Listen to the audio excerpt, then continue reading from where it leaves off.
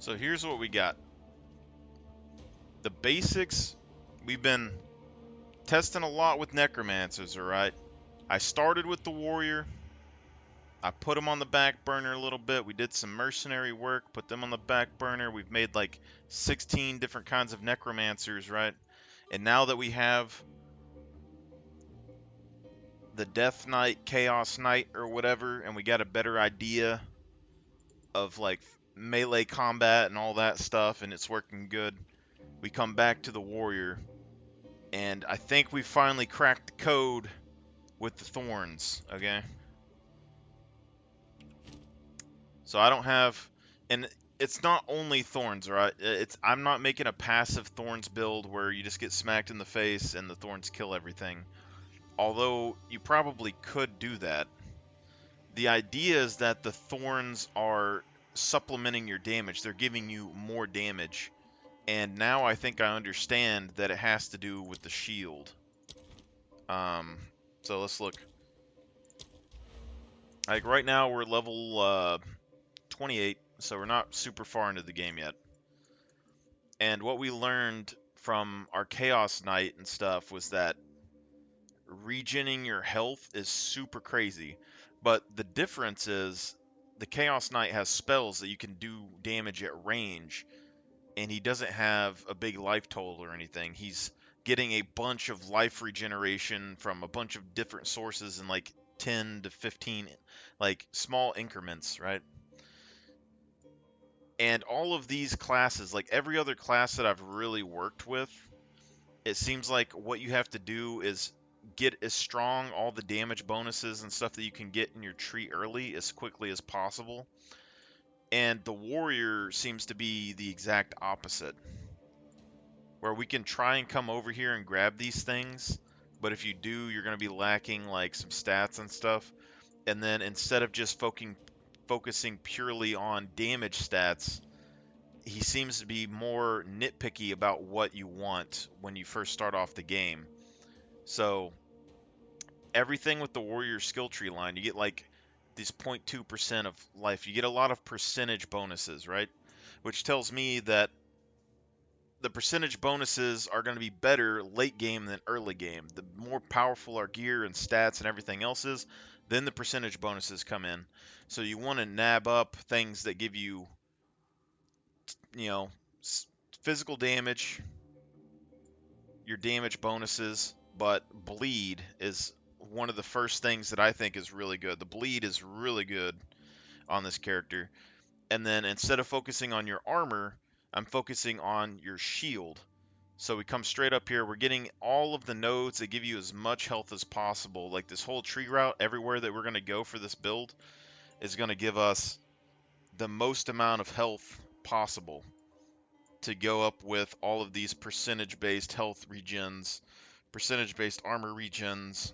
So you want everything like these nodes that have 10 strength attached to it. This node that has 10 strength attached to it. You get that bonus of stun build up. You get the 10 strength. So like anything that can kind of give you the most health. All right. So this is going to handle a lot of your health issues. And then the other one is this node right here.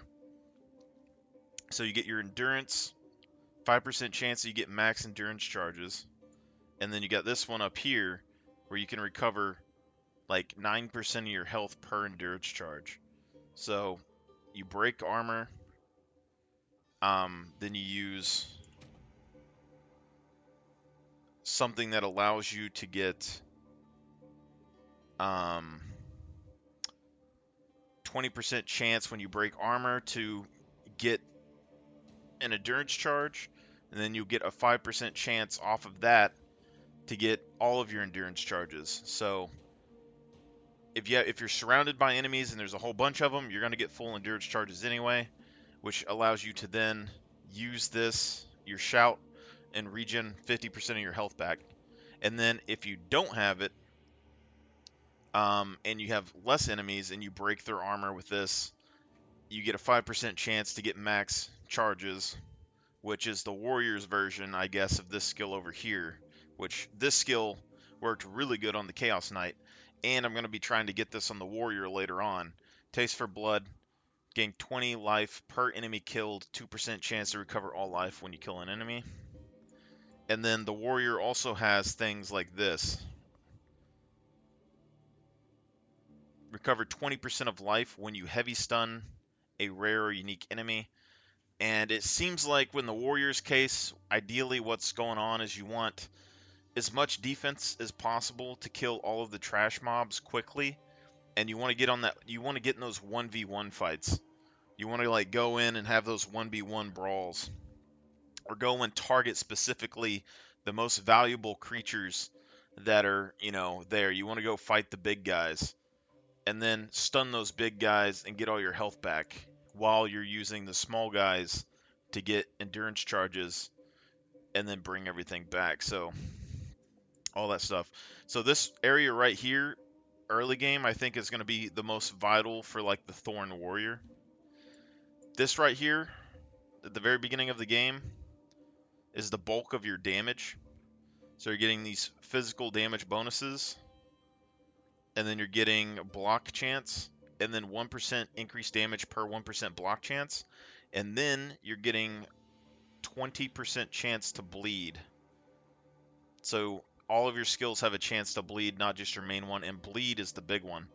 And then you have Corrupting Cry, which you can get on your Infernal Cry, which burns them for your strength. 25% of your strength is physical damage per second.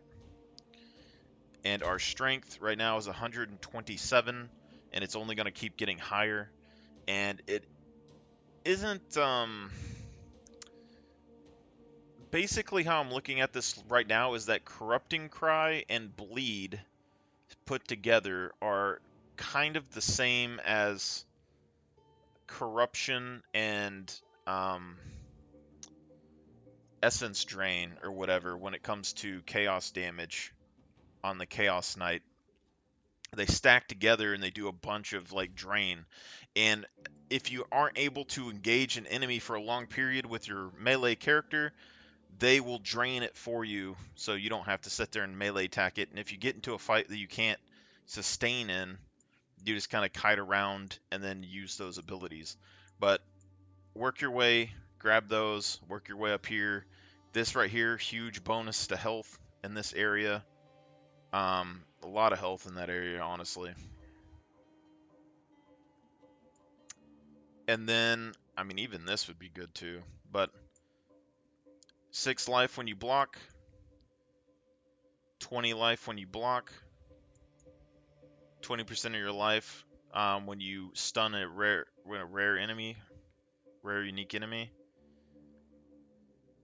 9% of your life per endurance charge, which you can have 5 endurance charges at this point. Increased elemental resistances right here. Area of effect for attacks if you want bigger area of effect, if you want to go for more area damage, and increased stun buildup.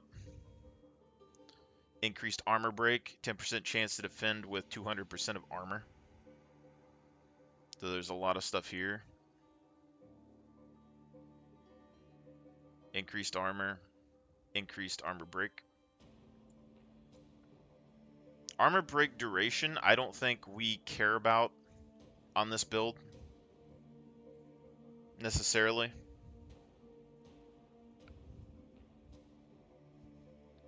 So we can save those points there. And then you have physical damage right here. All this physical damage, which will apply to your melee attacks and your thorn damage.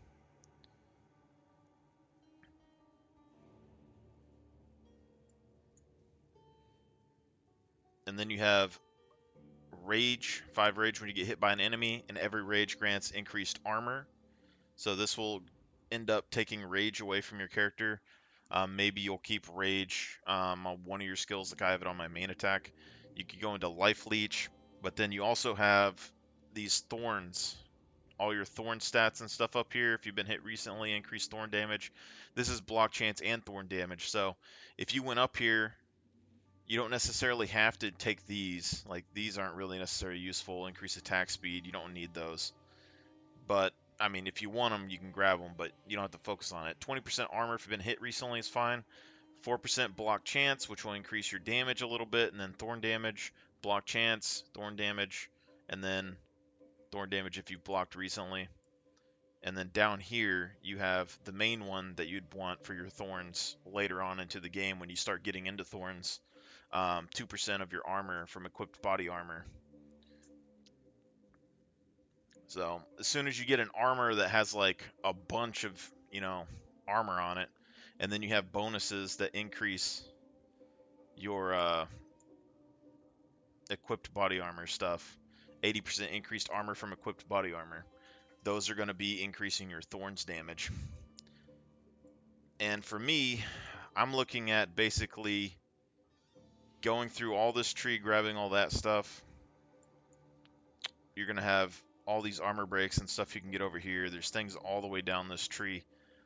But then looking to use elements to increase your damage after that. So if you ignite an enemy, you can get increased fire damage, and then use your thorns to increase the damage that you would be doing to an ignited enemy.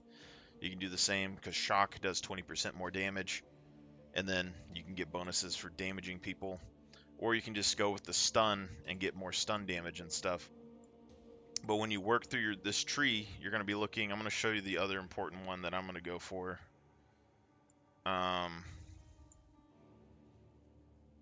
So like smooth buckler to regen mana and stuff is going to be good. And I'm going to flow down this tree line here. You have block that you can get for your and your shield and stuff. So like this is going to be good damage down here that you can get. And it's pretty close through here. Hits against you have 20% reduced critical damage bonus, 20% increased armor evasion rating, and it gives you that +5 strength, so you're still getting health out of it as well. So that's another one. And then this one, but then the tree line that comes down through here, taking less damage over time from things like this, increased block. You have all this elemental stuff if you want to get into elemental things for your warrior.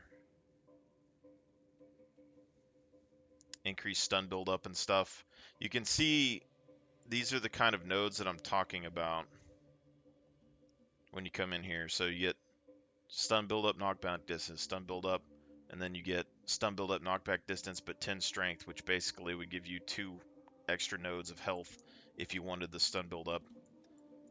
But I would also aim to get this 2% of life recovered, or 2% chance to recover all life when you kill an enemy, because that could be big.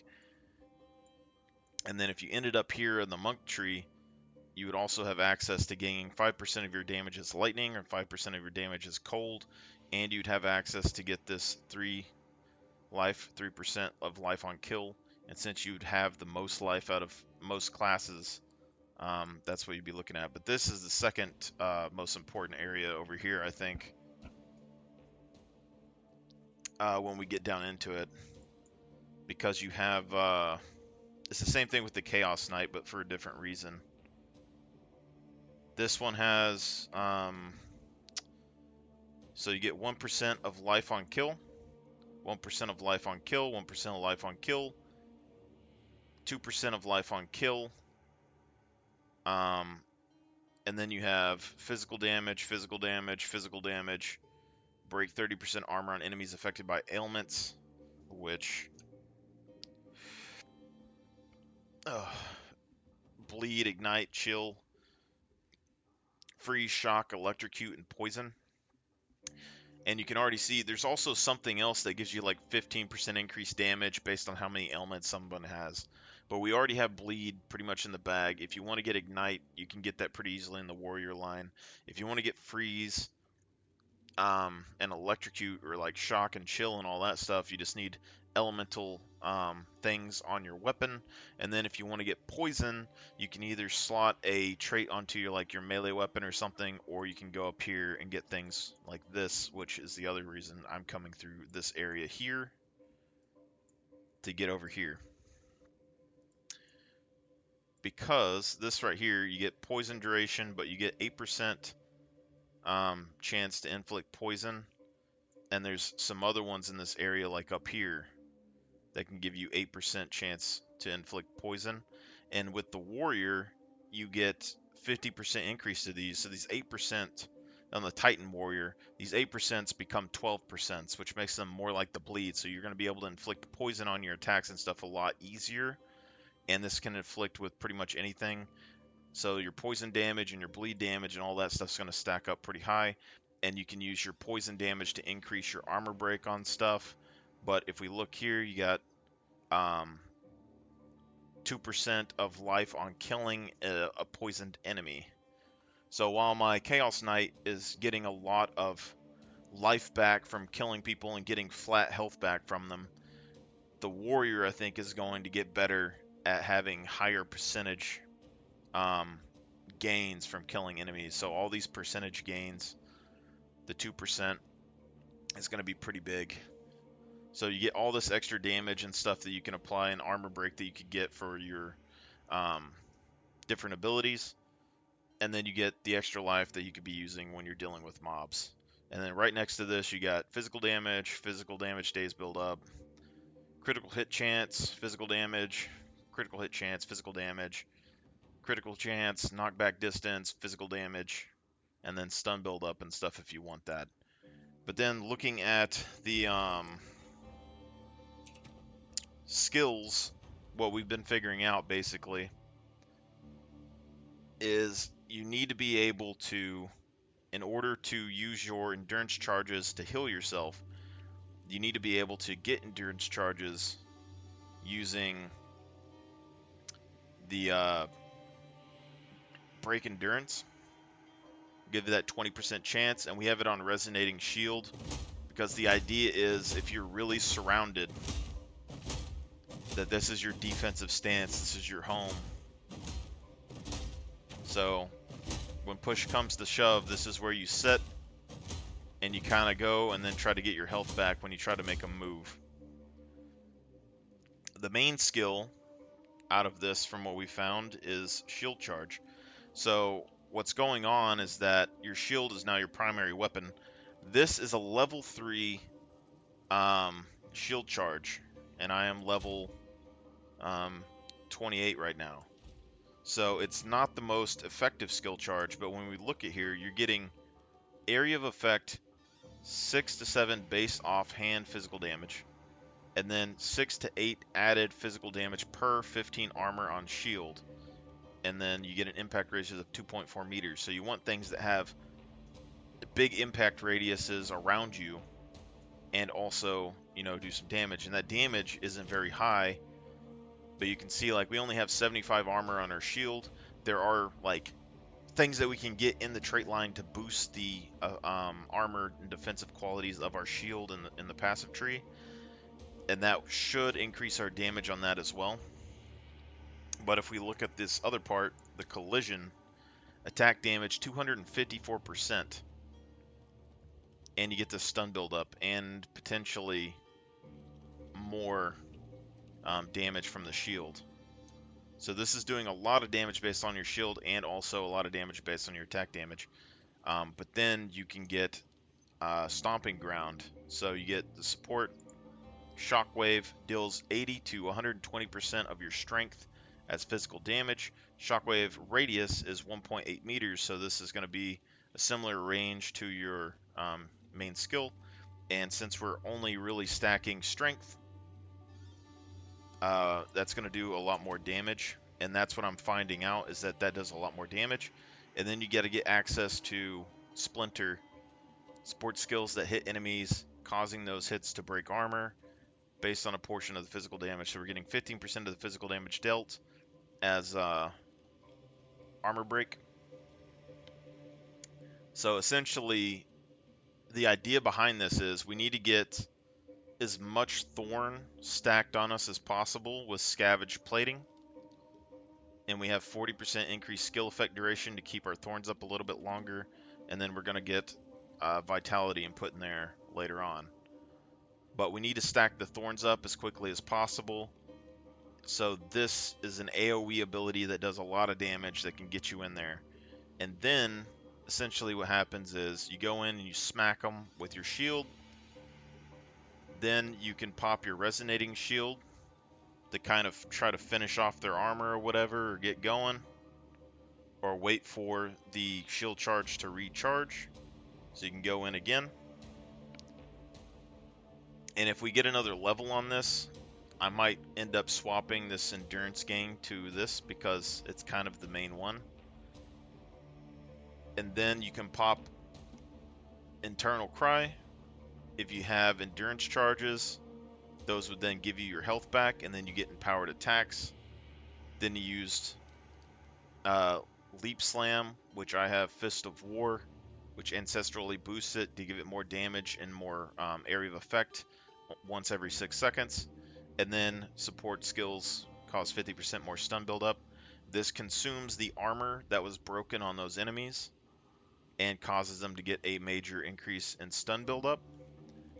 Shield Charge also does stun on enemies, but after you use Leap Slam, if they're not primed for stun, you can go straight back into Shield Charge and then back defensively. If they are primed for stun, you can go to Bone Shatter, which heavy stuns them and does a large amount of AoE damage, which is enough to kill off mobs. And then we got 40% more damage when hits against enemies that are low life. And then we got an Aftershock, so when we hit them, this skill does an AoE when you hit them, and then this support gem is going to do an AoE when you hit them. And both of those are going to be doing good damage, which then helps you finish off the enemies.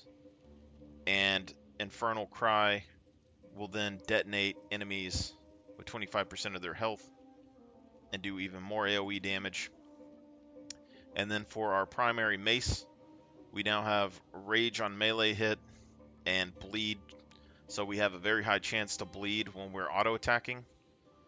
And then the second part of this is that if you're going up against a rare unique monster and there isn't a bunch of enemies around, basically you have Shield Charge into Resonating Shield, and then you go Armor Breaker to just smack that guy to break his armor, and then you go Infernal Cry, Leap Slam, which will do the stun build up, and you do that combo until he gets primed for a heavy stun. Smack him with Bone Shatter, and then you can hit him with Rolling Slam, or you can go back to your mace auto attacks. And that's kind of the rotation there. And it's taking me a little bit of time. I've been tying this out. I've been spending all my money redoing my stuff.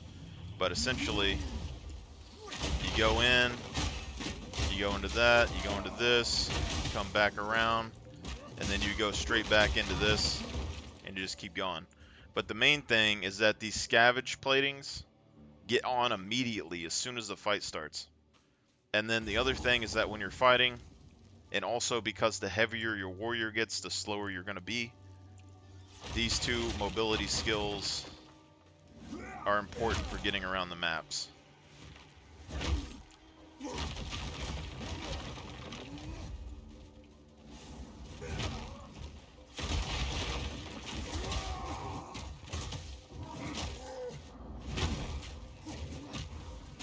I missed. But you can see it breaks it pretty easily.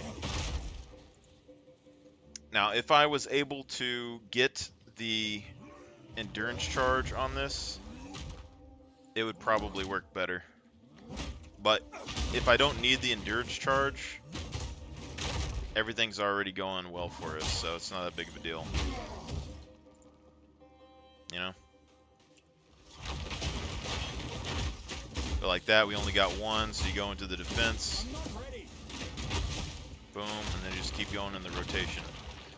But as soon as you get this up, because this is 4 plates, which isn't really that much, you know, but it's 40 thorn damage. And since you can block when you're using the shield charge and you can block when you're doing your resonating shield, the only time that you're really vulnerable is when you're going to be using the jump. and it should be good. Any case, this is just getting started on the Thorn Warrior, so we're gonna keep working on it a little bit. You guys have a good one. It should help, I think.